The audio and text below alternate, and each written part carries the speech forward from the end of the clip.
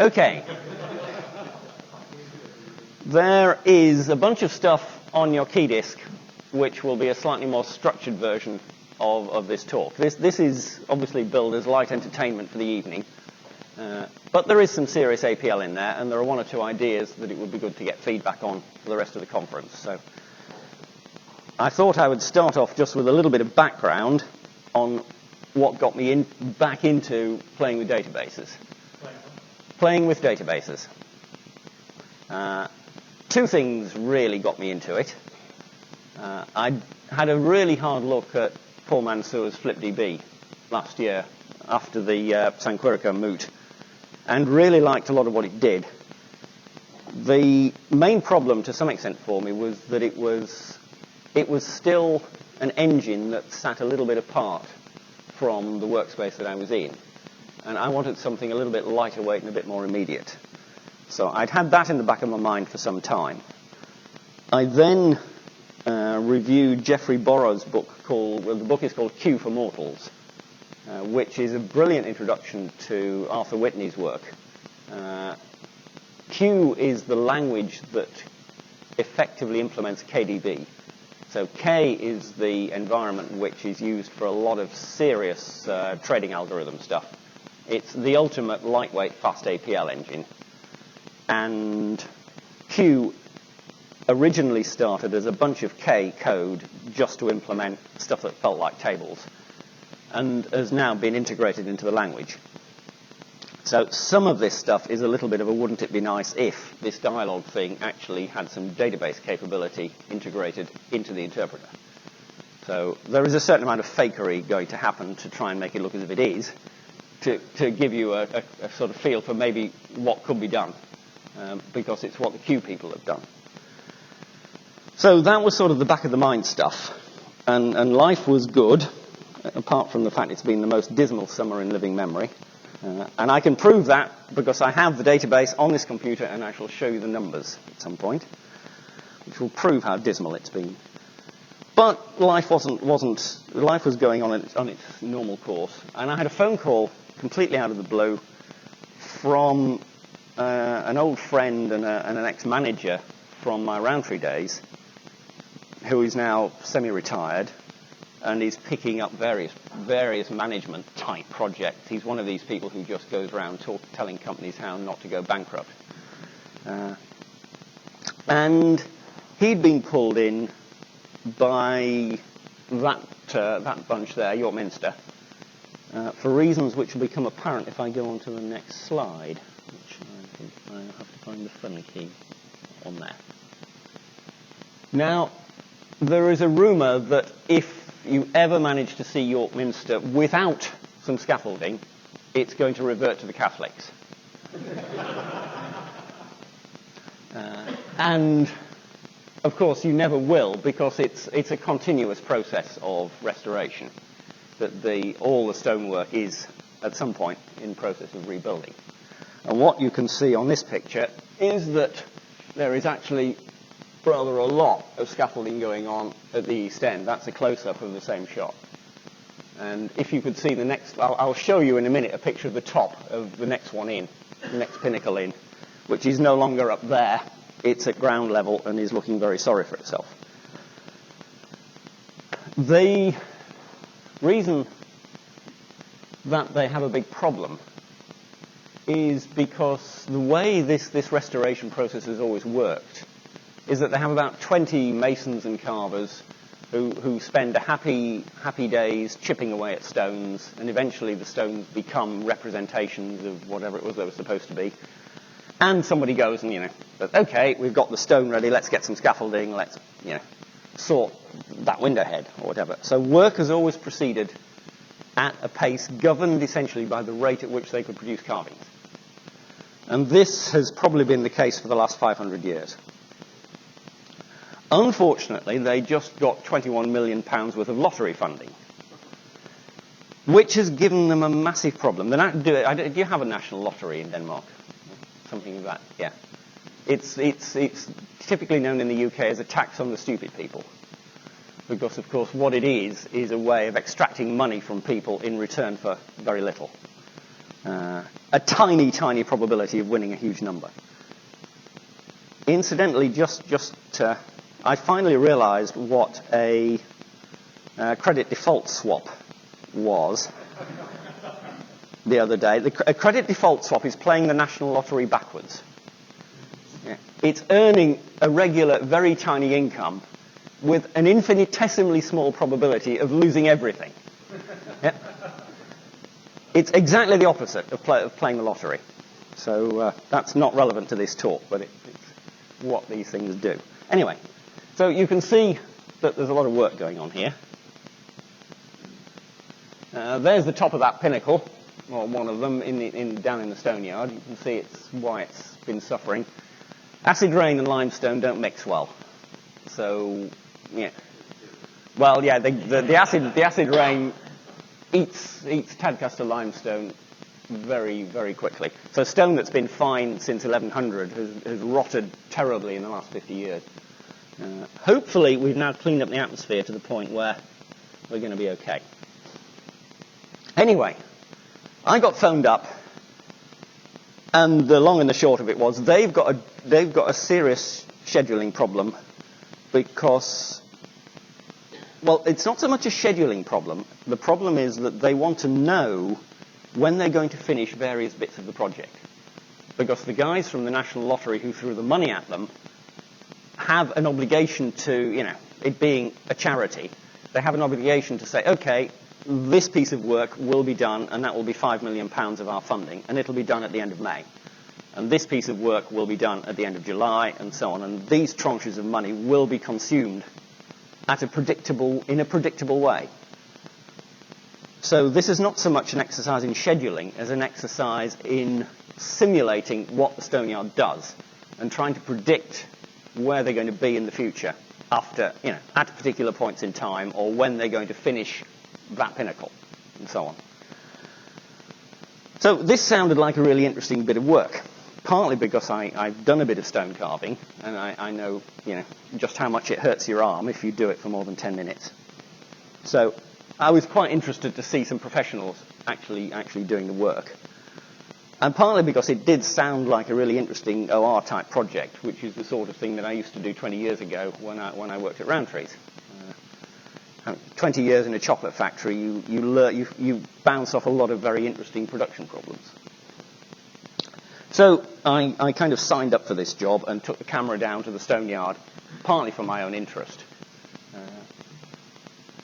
And what I realized very early on is that some stuff I used to use in my mainframe days, which essentially let me manage data in the APL workspace in a convenient and comfortable way, that software was last seen on the mainframe in 1999. And, I just don't have it anymore. It exited my life when those systems were turned off. And I realized I wanted it. So as we go, I'll take you through the rest of these slides, and I'll point you at one or two things which you might not pick up at first sight, which are important to the idea of actually the kind of database that you're going to put behind this job. One of the things I'd like you to notice is that says ME2F470. And it's probably worth noticing the top one doesn't say anything.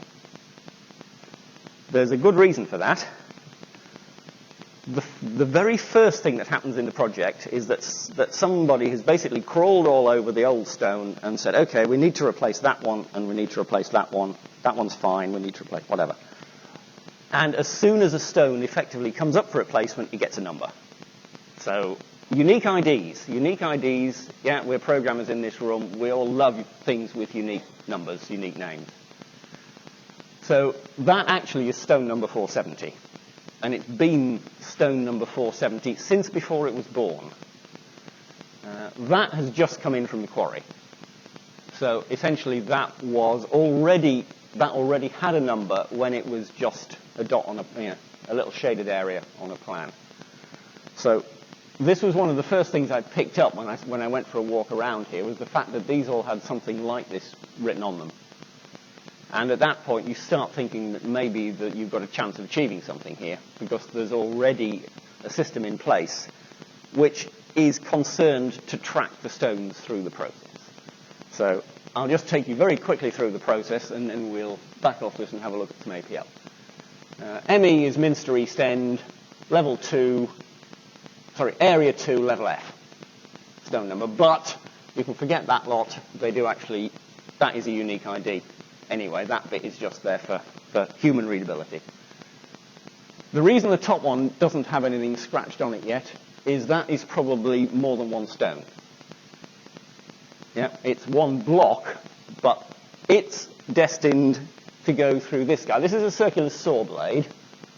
You can see the size of the guard on it. That's a circular saw about 12 feet diameter. And it chops up blocks of stone. So you can see what you do is you wheel them in on this little thing to the right place, and then that blade tracks the other way and carves them up. So that will take anything up to about 4 feet rectangle on end and slice it into smaller blocks. I haven't yet seen it operating, but I'm informed it makes a splendid sound. So after they've been chopped up, you can see what we get.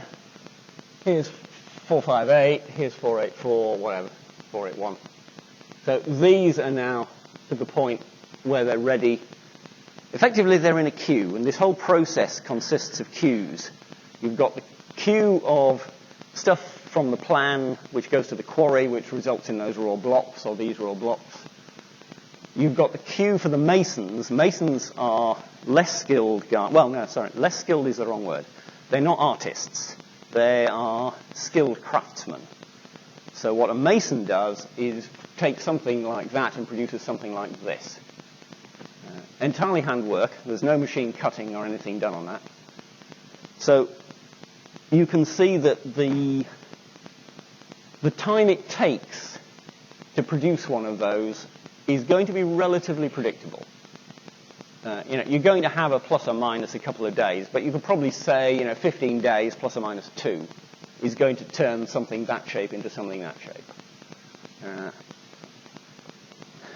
So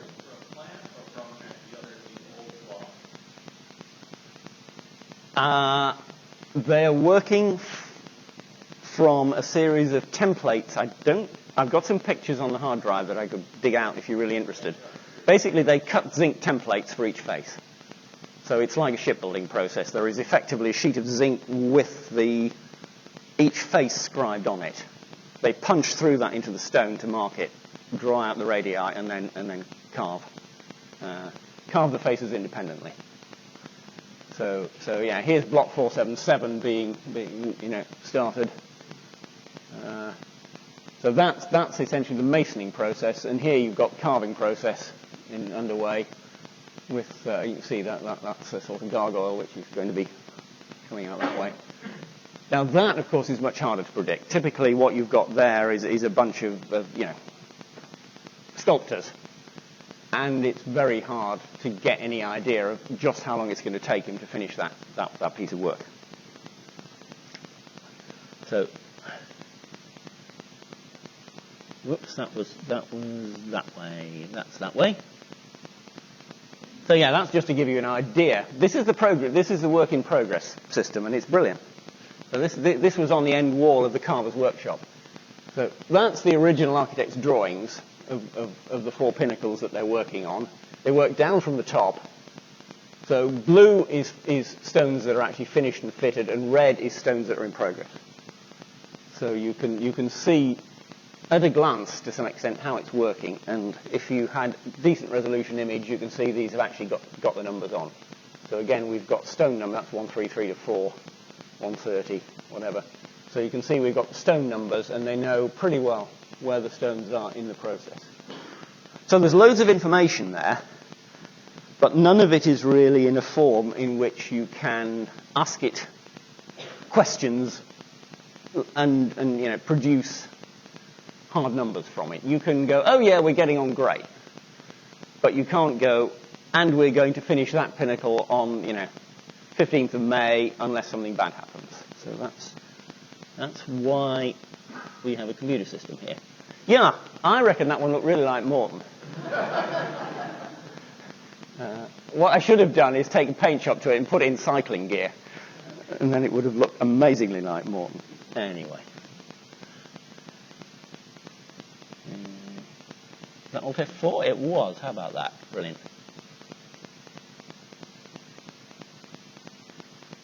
Okay. Most of the workspace that I'm playing with here, I'll just move it up where you... yeah, move it up where you can see a bit more of it. I'm probably going to need as much space as I can get here. Come here. Whatever that was, I didn't mean it. Go away. Put you there where I can't click anything on the desktop. So that left me in the position where I really began to think the very first, the first piece of work I'm going to have to do to actually be able to implement this thing is to get hold of a load of data. I want to know, for a start, I want a table which has all the stones in it. I want to know the types of the stones. I want to know roughly how long it takes to carve and mason each type of stone, because until I've got that, I'm stuck. And I had effectively no database software on my computer of any kind that I liked using. So, as you do in an APL world, you think, okay, what would I ideally like? And you start working on that. Now, since there's a reference in the title of this paper that it's Loughborough 1983 revisited, because I last talked about this stuff in 1983 at something called APL Business Technology in the UK.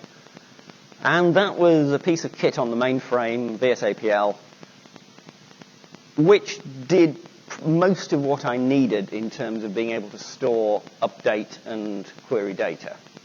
And it's not a big deal. It really isn't. There's nothing very hard about this stuff. Everything I'm showing you has probably been written in the last 2 weeks.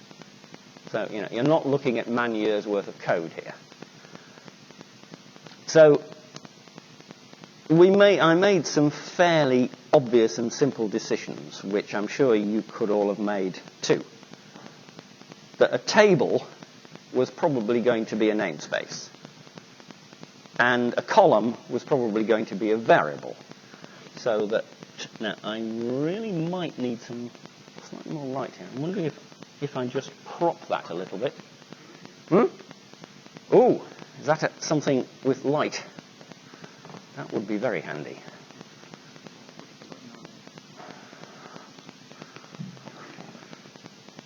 I've got a lovely little USB device which plugs into the USB port and has a torch beam on the end, but I didn't bring it.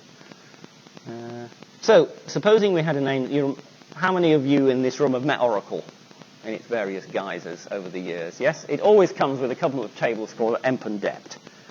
So here we go. We have a namespace. You can see that kind of auto-completed. So let's say emp is a namespace and emp, .id, for example, could be a bunch of names. Emp name could be the names. Now then, we'll just turn on cheat mode. Okay, so wouldn't it be great if I could type something like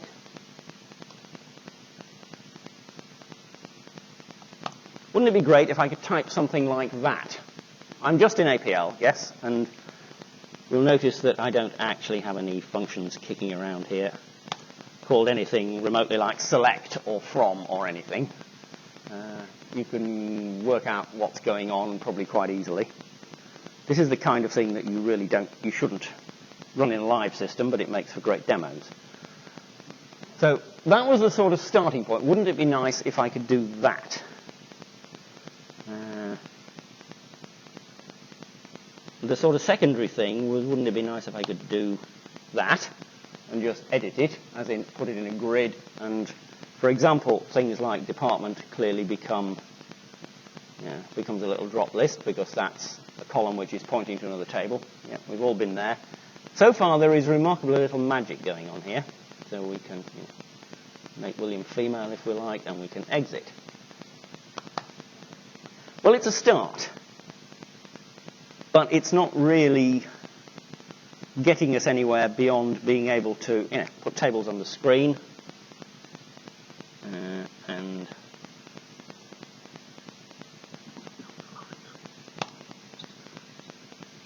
Yeah, it might be that.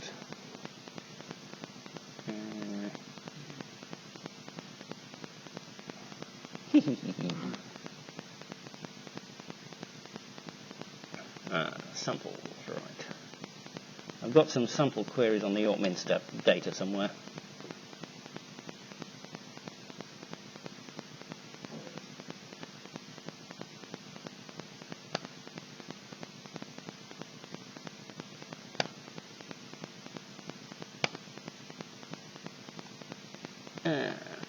This is probably... I carefully erased this so you guys wouldn't all get it. I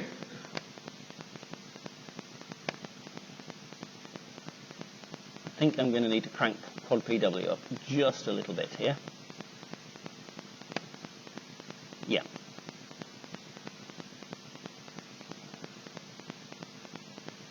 But what we'll do is just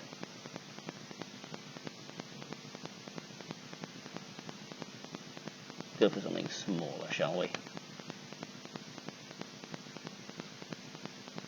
Okay, for example, that's a query that is starting to get much more interesting. And I'm going to go through the background to this one in some detail. But this was kind of the end point that I was aiming for, which is to be able to say, okay, let's find out. We're grouping by stone type. That's what it says over there. We're selecting from the table of stones, group by type. We want to know the sum of masoning plus carving, and we want to know the number of each of those. And we want it formatted as a bar chart, 24 characters wide, labeled with a number in that format. That was kind of where I was wanting to go. So if I show you that one to start with, because what you can see from that is, we've got arcading, they've got 1 to do. That's pretty easy. We've got string courses, they've got 3 to do, and it's going to take 45 days. Ashlar is just basically blocks, 12 to do, 12 days, that's easy. But then we end up with things like grotesques, where they've got 4 to do, and it's going to take 160 days, probably. Niche headings, they've got 7 to do, it's going to take 315 days. Shaft mouldings, they've got masses to do, and it's going to take about 10 days each. So that was basically put together so that I could show it to the 2 or 3 guys who are running the project and say, look, if we can actually get a decent amount of data on how long this stuff's going to take by type of stone, we could probably start giving you summary information that looks like that. That's actually going to be quite helpful in working out how long it's going to be to run the project. Now, in order to make this work, you basically need some namespaces with some variables in. You need, in those namespaces, something which allows you to describe what those variables are all about. And you need some kind of fairly basic parsing process to allow you to run something that looks a bit like SQL, but as I hope you will see shortly, can do an awful lot more.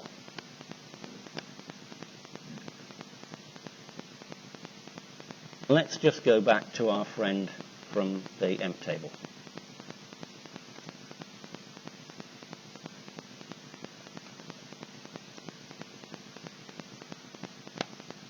Okay, that is the kind of completely trivial query that I'm sure you can all see exactly what's going on. Now, the next level in, again, all of you have probably met the ability to do that. Department is what the database people call a foreign key, and APL people we tend to think of as an indexer or a pointer or something. Department is effectively a bunch of numbers. That's the index into the department table.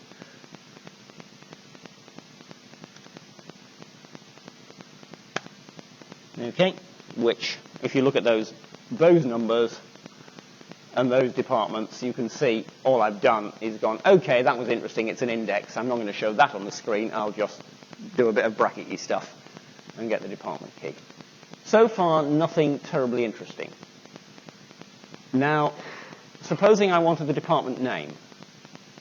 How many people are there who are trying to get over the fact that the one syntax they hate most in SQL is the syntax of the join statement? The fact you have to say where table.something equals other table.something and the rest of your selection. The great insight that both Arthur and Paul, I believe independently, had, which is one of the key things that makes Q usable and makes FlipDB usable, is that you simply use the dot to look down the pointer to the other table. And once you've realized that it's possible to do that, you wonder why on earth all the database vendors from 30 years ago didn't think of that. Because essentially there you've written a join, and you didn't need to write anything particularly complicated to do that. One of the things that was on the department table was the manager. Okay, that's a number. What's the manager's salary? Okay. And so on. That was another dot. So what you've done there is gone to the depth table and then looked back for that guy to the employee table. Or manager's name. And so on. So by simply employing the dot to give you the simple join process, that I think it's one of the things that makes Q immensely usable, and it's certainly one of the things that I really liked that Paul showed me about FlipDB. And it's not doing anything remotely hard. That one of the classic queries they set you on the Advanced SQL course is get me a list of all the employees who earn at least as much as their manager. And you could probably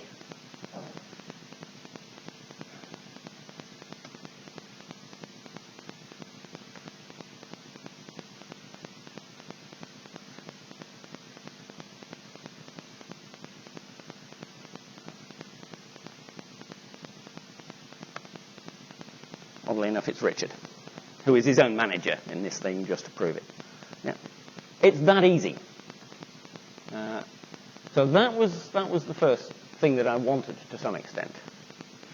Now, the other thing that few databases let you do easily, and again, Q is good at this, is that it's often immensely convenient to edit through a selection.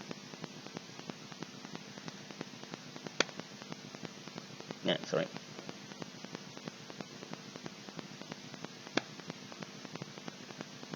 For example, here's 6,535 rows of rainfall data. So I've got about 15 years daily data in there. That's fine. But wouldn't it be convenient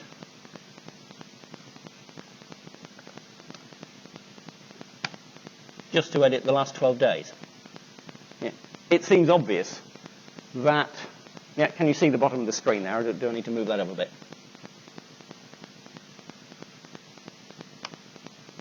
That anything you can show on the screen as a result of a query, you should be able to put in a grid and type all over.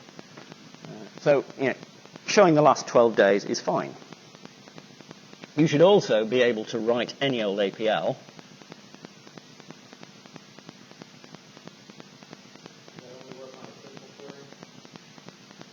It doesn't work on a group yet. Oh, that's fine. Yeah. Yes. Within reason. Yeah. It doesn't, I mean, at the moment, and the thing is, if I assign one of these things, let's select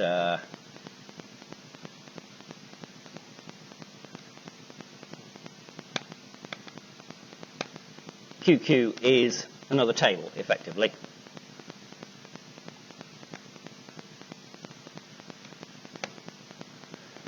So, you know, you can make intermediate tables and nest them down. At the moment, again, if I edit in that one, if I just edit QQ, that's fine.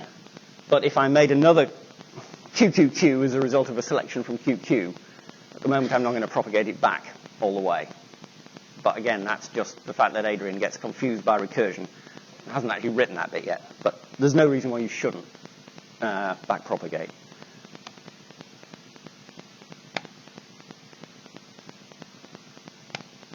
And the kind of thing where I think this is quite handy, this again is a sort of case of eat your own dog food. I'm getting a bit suspicious of how much electricity we're using day by day, so I've been taking daily meter readings.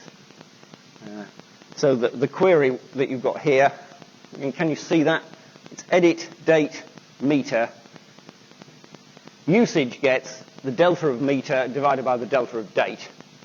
Common notes from Lecky. Well, Lecky's the table. So what I get here is date, what the meter reads, and then a usage column which is grey because it's read-only. Clearly, I can't type all over that one. It would make no sense. But it's very handy if I just add some completely spurious number in here.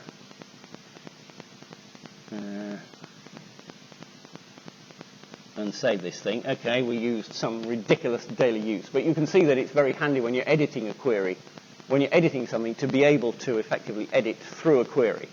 Because very often that query can put a lot of other information on the screen, which is dead handy for you when you're looking at what it's doing. So let me just show you. These to some extent were put in just to prove it worked. Yep.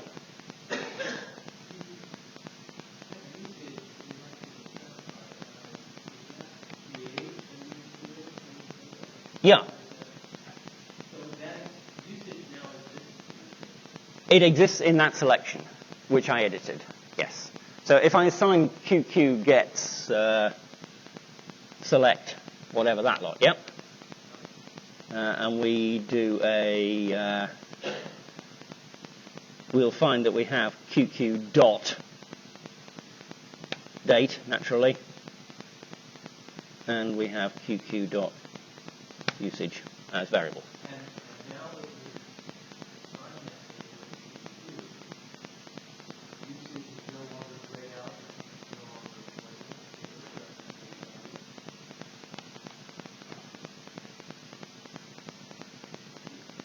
Whoops. No, it knows. It's marked at that point. I will get around to some kind of select the as table name, at which point effectively usage would become a first-class column again. As long as it lives as a selection isn't quite the same as a table. There's this wonderful idea of closure in database systems whereby they claim that the result of a select should be another relation. In practice, it seemed a good idea to mark something as being, it's just a ref to a namespace that isn't there anymore, essentially. Of course, it is there because Mr. Scholes, as well as holding the torch so magnificently, keeps a pointer to it. But, I can't get it. All QQ is a ref. It doesn't exist in the workspace as anything terribly concrete. So my feeling is always that it'll evaporate at the first opportunity. And I shouldn't really rely on its presence for any longer than I can help. But yes, essentially what the assign arrow did was said, okay, in the select, I want this thing created with this name. So you can see that. Oh, I ought to show you one of these as well. Yeah. No, select is not a function on the path. Yeah, I can show you how that's done. Yes, yeah. It's a question of how much. I want to show you a little bit of of what it does, because I think what it does is actually potentially very useful, and a lot of what is going to make APL appeal to newbies might be things like, oh, it does database. Because I certainly find this wonderfully handy that I can just create a table and edit it and select from it and whatever. Yeah, okay. We now have an idea of Paul's, which Arthur hasn't got to yet. It's a slight shame that Arthur isn't here tonight. because I think as soon as he saw this, it's likely to go into Q very quickly. There's our department table. Now, in your minds, you have this vision of the employee table with our list of employees and an arrow going to the department table. Yeah? And what the dot did was looked down the arrow.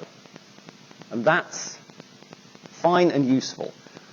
But you have the downside that if you want to make a grouping which has the salary bill for all departments, even those departments with no employees, then the standard look down the pointers doesn't work, because if you select from EMP by department, what you get is effectively the unique list of all those departments that were in the EMP table. So if you have a department that doesn't happen to be working for it, you don't get the salary bill shown.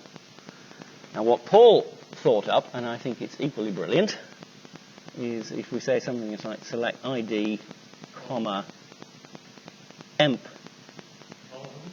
Mansour, EMP of dept, dot, sal, from dept.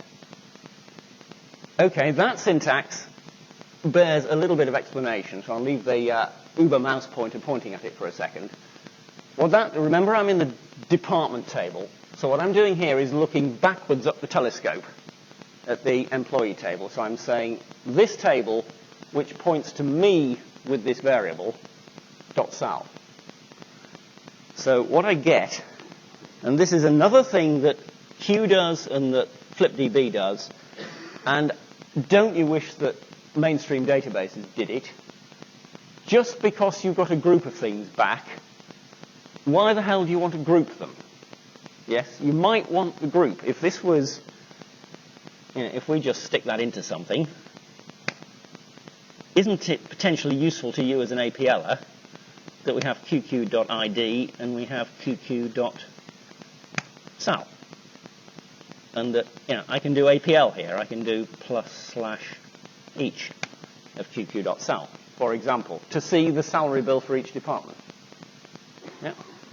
So what we're trying to do here is deliver data back to you, the programmer, in as convenient possible a form in which you wish to do further processing with it. And you might not want to do sum or average or count or standard deviation or min or max. Is that the list? Oracle do any more? You might want to do median. Oracle doesn't do those. Q does. If you're trying to do a high-low close chart, first and last are the two obvious ones. You want the first reading of the day and the last reading of the day, clearly. So you might, if this was some kind of plot, you might want to do that and get the first one. Or you might want to want the sum. Or you might want to write some APL. You might want to do the min / each. Yeah? Who knows? Yeah? There's absolutely no reason why you shouldn't put code in there. Remember, this is just APL here, with a little bit of extra syntax to make it lovingly able to get that data where you can execute stuff on it. So the point is that we try not to rule anything interesting out. And of course, you might want to do something. I'll write a trivial one like that. If you had a nice little defun that did mean, then you could just put it in there and it would work. So this is the grouping, in other words, in this thing is great. We'll just show this the other. Sorry, I should have used a shorter word than select. If we just do select, sal. You've got this workspace on your key disk, so go and play. I won't hold you up too long. Fine. There was something called band. So again, if you give me a grouping variable, clearly the table that comes back from this, the grouping variable is the key. Yeah, that's obvious. And then everything else that was in the selection just ends up as nested arrays in the output. But you don't have to summarize, you don't have to reduce the summary before it's convenient to do so. Is something that is very, very important in Q, and I think it's equally important in FlipDB. That there are a lot of queries which are bloody hard if you can't keep these groups. And there's a classic one in the samples, and thanks to Paul for pointing this one out. There's a classic database called suppliers and parts. And nearly all the books on advanced database design come with, here's the suppliers and parts database, now go and learn about databases by, answering these really hard questions. And the ultimate hard question in the book, which is virtually impossible to answer in a conventional database language, is get me the list of suppliers who supply all parts. And in Paul's engine, which I duly copied, it's where, remember what this does, we're looking at the suppliers table.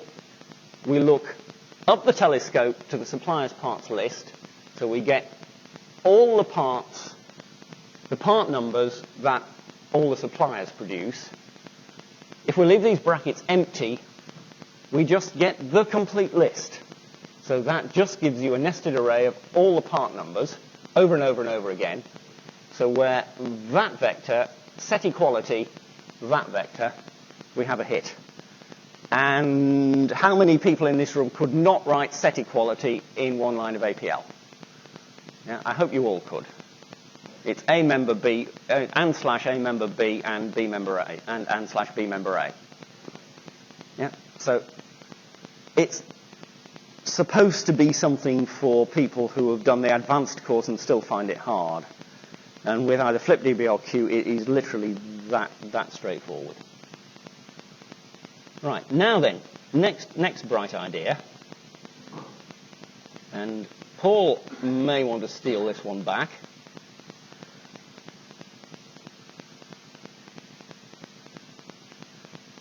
Whoops, Adrian can't type.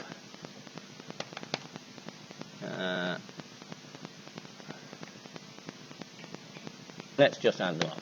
Okay, so if we give it two grouping things, we clearly get a two-part key on the left, so that's the unique combinations of salary band and department and the sum of the salary in each band. Now then, how many people in the audience are looking at that, thinking, just a minute, that's a set of index pairs which is guaranteed unique. I could use those for one of those lovely indexing expressions where you take square brackets on a matrix and you give it a vector of index pairs. Yeah? Is it called reach indexing or something? Choose indexing. Thank you. So you think, that would be so pretty. Why don't I do that?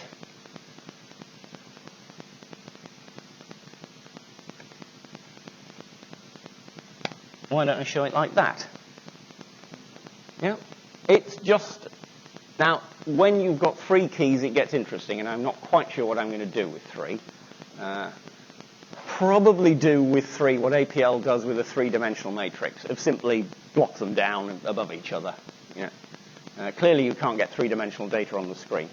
But so many things express so much better as a little crosstab like that. How am I doing for time? I've got a clock on the screen. When do you want to go to the party? It's now, if I aim to about 9 o'clock, is that fair? About another 20 minutes? So again, you've got this stuff on the key disk. You can take it away and play with it. You've got all these samples, and I believe they all work. So there's our suppliers and parts database as a crosstab, for example.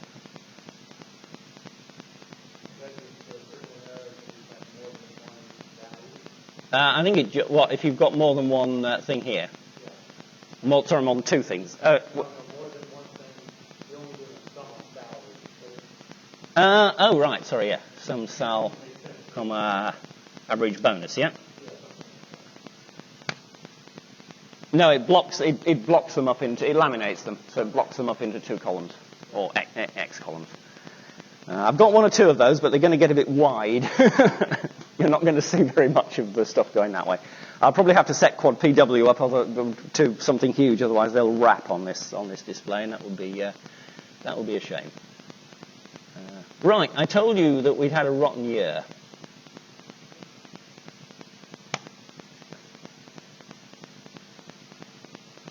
Oh, there's a lovely little query in here somewhere that, yeah, that one is beautiful. I really ought to show you that one.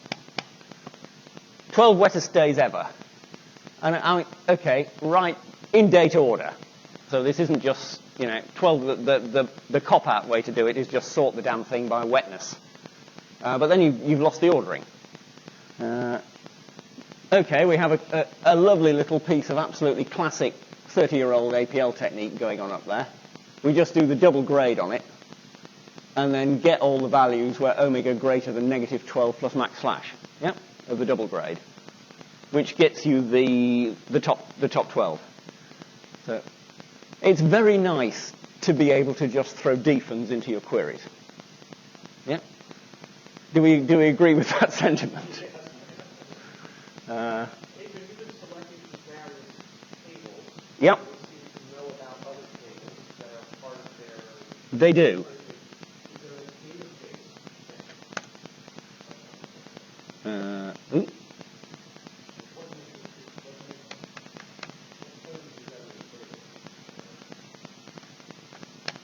Okay, most of them are in hash. I think a database is probably, a database, I think, is just a namespace in which there are some more namespaces which are tables. Okay. So, the York Minster database, as it were, at the moment has got area, level, stone, and type. So those are the namespaces which exist in the YM namespace.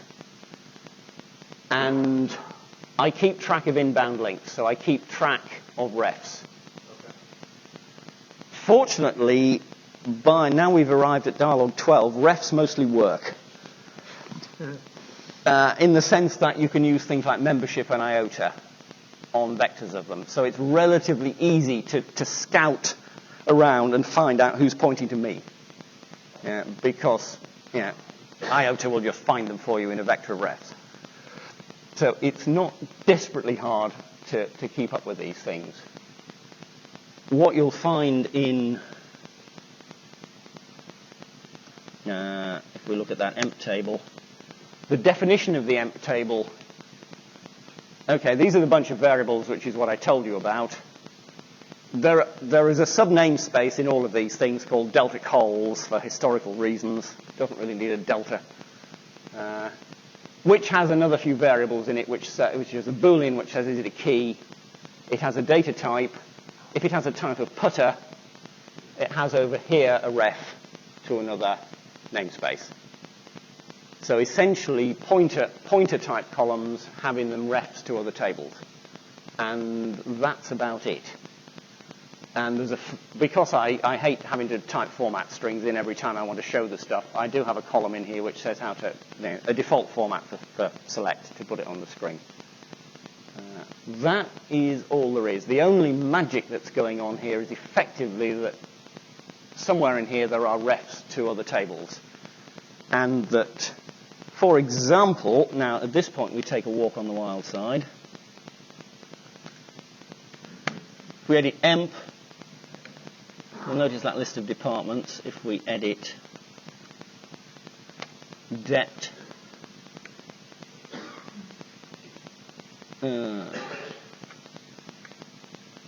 let go of that. Okay, you can just about see both of those.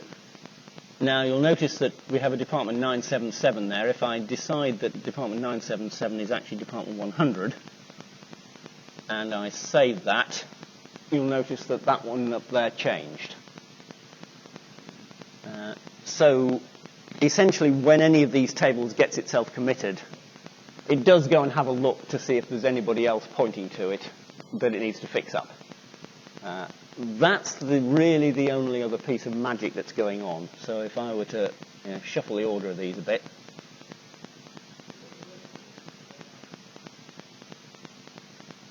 If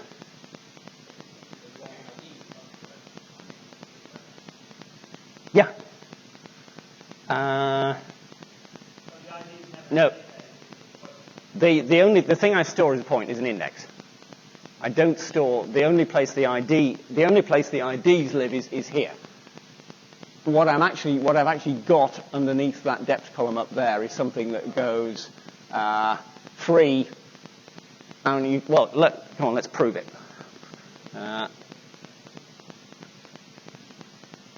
Now we've also got a 451 up there. Let's just be a bit brutal and kill him off. And save that. Oh dear, they all went to nulls.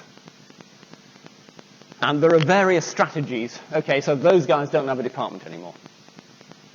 There are various strategies for what you should do in those circumstances. At the moment, I'm taking the simple option, which is to say, okay, accept the delete process and set all the pointers in that guy to zeros. So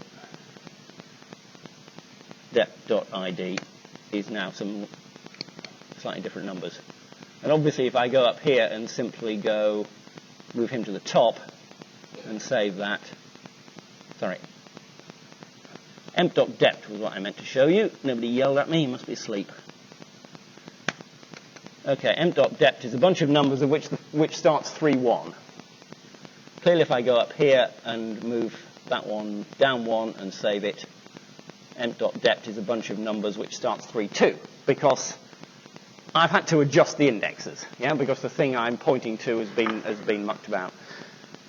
There are a variety of strategies for doing this. This is the one I used to use 30 years ago, and it worked for me then, which is really the only reason for using it now.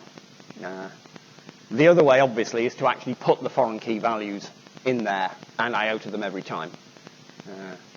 The problem with that is you don't guarantee integrity, because if something goes horribly wrong and this thing does go out of step, then it's very hard to recover. Whereas in this situation, it's pretty damned obvious which of the guys whose department is evaporated, and you can do something about it. The other thing, of course, you can do is have some rules here that says, basically disables that delete key if anybody's pointing to it. That's an equally valid strategy, and one that a lot of very, very annoying databases, You can't delete that invoice, you've still got some stuff. Yeah, I know, I just want to get rid of it. I want it all to go away. You end up having to delete all this crap over here, and QuickBooks won't let you delete an account if it's ever had a transaction applied to it. So everybody's accounting system just fills up with crap, which you can never, ever get rid of, because you once accidentally posted a transaction to it. It's completely mad. So this is Database for Anarchists. Its prime purpose in life is to feed Adrian with stuff. Its prime purpose in life is to sit in the middle of application code and feed me with little names, little selections, which, as you've seen, are just namespaces with variables in, such that I've extracted the piece of the schedule, the piece of the Mason's calendar, all the I reckon a typical database map of the sort of thing I used to write had maybe 20 or 30 tables, many of which had multi-part keys, all of which were related to one another in some fairly complicated way. And this process of chasing down keys could typically go down 3 or 4 levels. But obviously a schedule is a bunch of tasks which are performed by people on dates. Okay, what's a task? And to some and that task will take a stone from a queue and move it into another queue when it's finished. So you find that a task is related to the table of stones. Okay, so get me all the stones for all the tasks that I'm doing today, and so on. It's all about following down these links in the data. So the object of this is to make it as comfortable as possible for me to dig this stuff out. A side effect is really thinking, and wouldn't it be cool to actually implement some of this stuff that looks like SQL in a way that newbies to APL could just pick up and think, yeah, here's something that's a bit familiar that I can type easily. I know what select means. And B is a hell of a lot more powerful than any SQL they've ever met before. And that, to some extent, seems to be the reaction of everybody who meets Q for the first time. They just think it's SQL, and then they realize what they can do with the damn stuff. And then they're hooked. So, from what Morton and Gitter are trying to do, of get APL into a market for new people who want to do data processing, having something like this a little bit integrated is quite a good idea. Right, let me show you how it was faked. First, I will turn the faking off by doing that. How many people in this room are old enough to remember Quad Trap?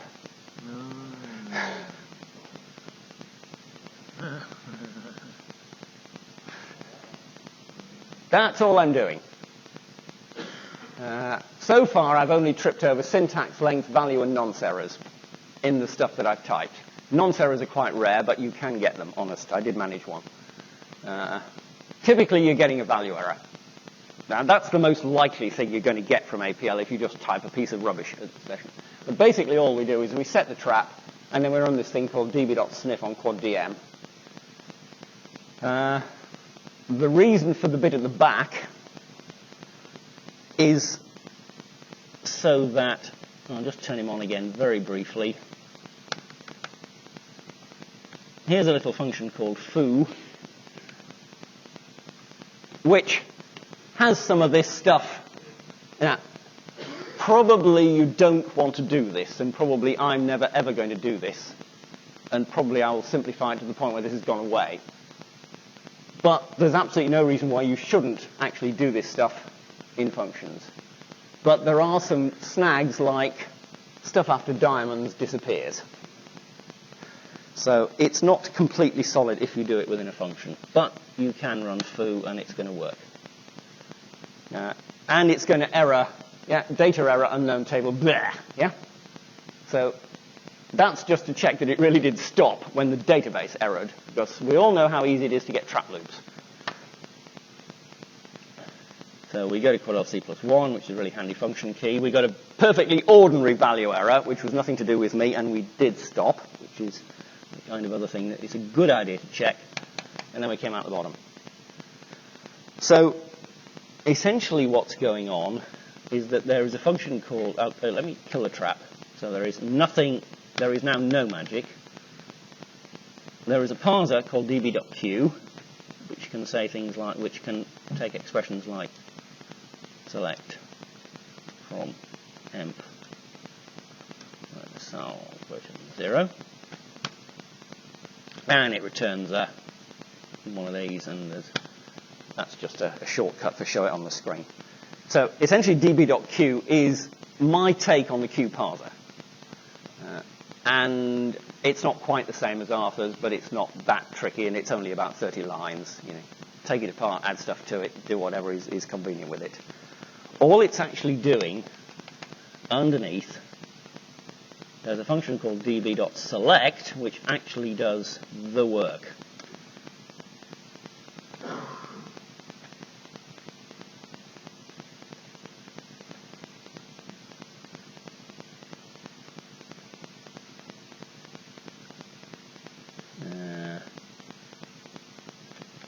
Why is that quote red? Because I missed one out there.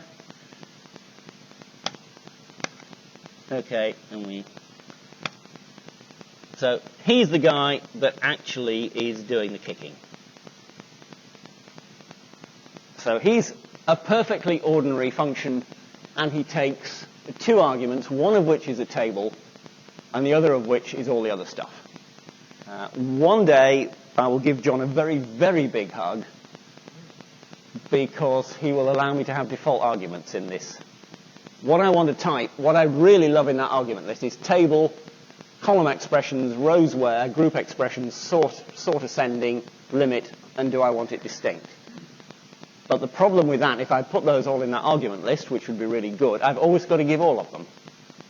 And that makes for rather more typing than I want to do when I'm in a hurry.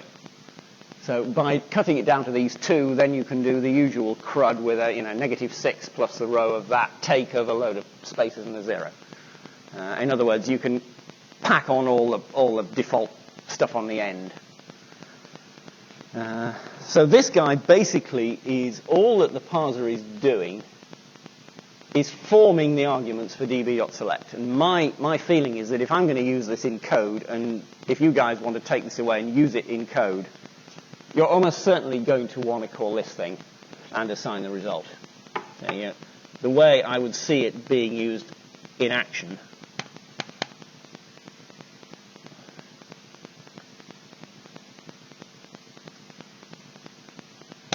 will be something very like that. In fact, I can even bypass that step completely. There is, again, something that Q has. If I run db.exec on that, I just get a nested array back. A completely simple APL thing consisting of those values without any names, without any namespaces, without any underlying crud. So that's essentially that guy and select are the two things which are doing all the grunt work. There is a certain amount of code in there. This beast is not huge, but it's getting on for 350 lines now. But they're mostly fairly simple and repetitious. So that is where all the hard stuff is. Right. How is the other little trick, which is mentioned in the write-up, but which is worth showing you now, is how is it actually managing to mix APL up with these little functions which are things like sum and min and max. Okay, you can use plus slash, but you can also say average. Again, it's not going to be rocket science. It's actually quite straightforward. If we edit, for example, db dot built-in functions dot sum, it's just a little dfun. So in db.bif, there is a little dfun called sum, which is defined as that. You can guess what godeep is. Godeep is an operator which goes down to at least level depth 1. So all godeep is basically go digging until I hit the right level. That's so that I can say sum on a group, or sum on a group of groups, or sum on a group of groups, and so on down, and it'll just dig till it hits the right level. Thanks to Mr. Scholes here for simplifying line 2 of that, by the way. This was a case of the fact that the argument has already been bound to its data argument at that point. You can just use del there rather than del to call the operator recursively, which is something I didn't know and is rather pretty. You can guess what all these look like. Okay. It's not going to kill you if I've forgotten any to go and put some more in. And all that's happening in the query when it gets down to the bottom is this. It is this simple. We basically populate the output table with all the variables that we're going to need, step 1, and then we run all the expressions that are in that, like bonus plus salary, bonus times 10 plus whatever, yeah? Any piece of APL you like, or some bonus, and so on. So this is the beast that runs them. What it does is it sets quad path to where I'm at, .bif. It traps errors, naturally, and it executes using dyadic execute the expression in the table. Who knows why it's important to use dyadic execute there rather than :with? Yeah, any hands raised? Yeah. Dyadic execute is your friend. This is something that not a lot of people seem to know. Dyadic execute doesn't take the context with it. So :with, any local variables in this function will show up to that execute. If you use the dyadic execute, that executes in that table, and it can only see the data in that table and whatever's on the path, and whatever other functions are on the path. So that's a way, that's an important way that when you're writing this kind of code, you can insulate yourself from all your locals and all the locals that are above you on the stack. So it means you don't have to write functions like this with a load of completely stupid names in the hope that they don't occur in the table. Yep. So that is the only trick. It really is. And the result of that basically is that obviously names in the table have precedence. If it gets a value error on any of those names, it looks up that path. Has the advantage that if, for example, Alan Sykes comes along with a lovely namespace full of handy statistical tools, then all we have to do is essentially extend that path to point to whatever namespace he's provided, and you'll be able to write select median salary from, or select generalized linear model from where, or whatever syntax is appropriate for driving some rather more heavy-duty statistical stuff, which you might well want to run as part of the back end of this process. Okay, so that, I think, is probably as far as I want to go with this. I should just reprise that guy, because that's where we came in, and you begin to see now what the way this is actually relating to what we want to do. But you want to get those stones out of the database. You want to move them into the sawing queue to turn them into blocks. You want to work out how long they're going to take from getting the sawing queue to the masoning queue to the carving queue. Or in the case of one of these from the carving queue, the next queue is the fixing queue, which is the process of actually taking them up the scaffolding. There's a certain amount of and reduction going to be going on there, because you're not, obviously with something like an arch, you need all the stones before you can actually make the arch. A few minor details like that. But I think I'm now at the position where I've actually got back to about where I was in 1983, but with a considerably more powerful implementation of all the same ideas. But the intention is to now basically crash on and write this thing over the next 3 or 4 weeks to the point where it's beginning to give useful output. So that is what that's all about. I did promise right at the beginning that I was going to show you that it was the wettest year we've ever had. And I think there's one. You can just go away again. That one.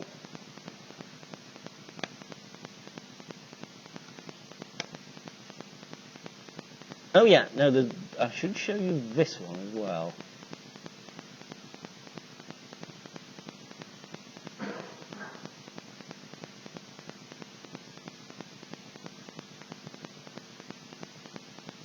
Let's go and include September in that. July 1, 2, 3, 4, 9. How about let's have September?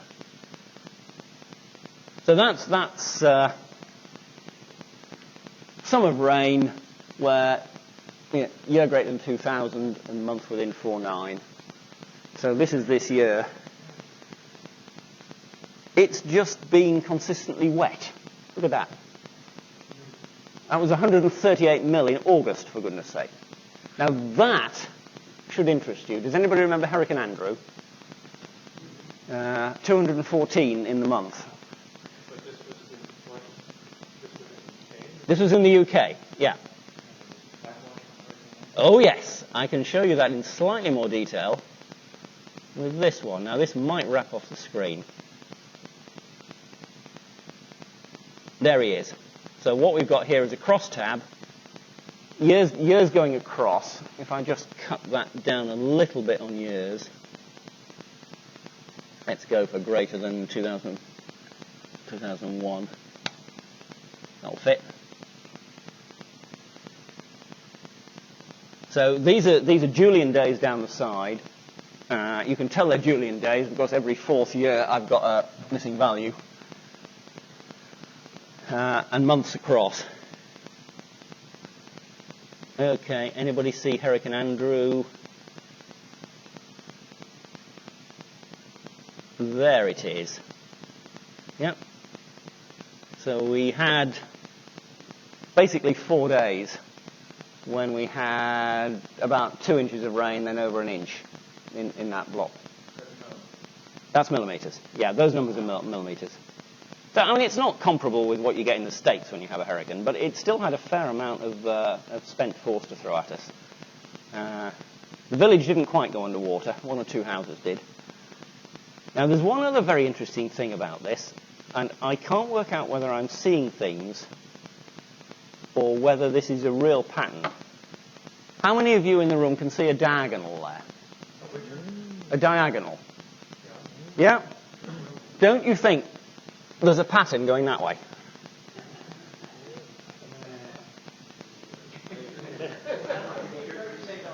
Yeah.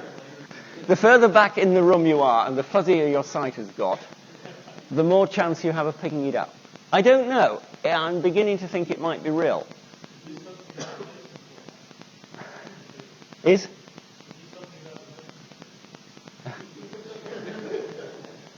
Yeah, I don't know. It's just very odd that, I mean, it may be a real weather pattern. It may be that the North Atlantic oscillation, or whatever it's called, is gradually precessing around, and that it advances about 3 days in a year. It's possible. It looks like there's about a 3-day advance on the dry spells and the wet spells. I can go back 15 years, but not on this screen because you won't be able to see it very well.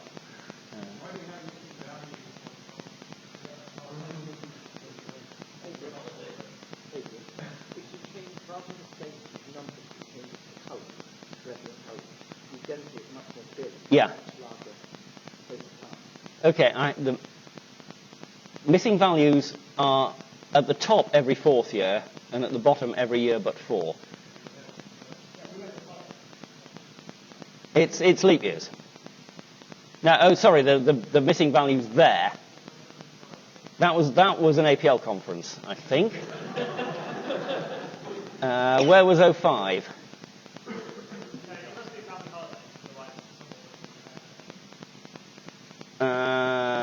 Yeah, APL conferences do make significant gaps in the data. It's true. There aren't that many huge gaps.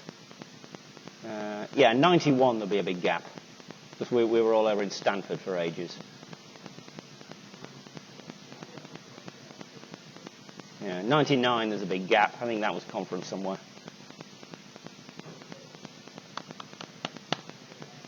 Yeah.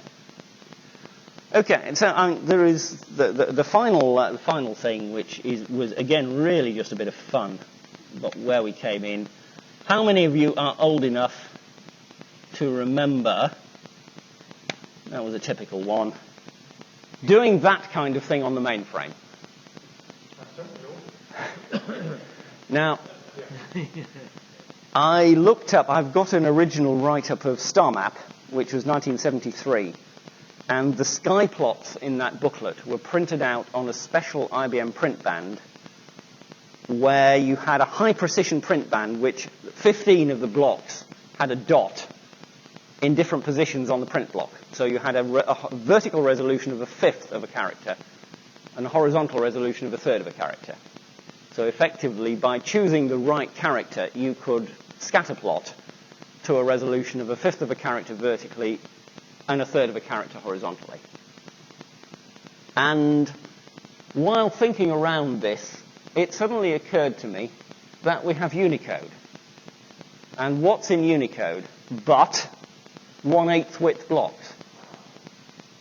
So these are actually plotted to a pixel resolution, even though they're coming out in the session. And many thanks to Morton for providing the DFUN, which is running at the back of this, because I was about to reinvent it, and it suddenly arrived in the email with a large "Coo, that's pretty" attached to it.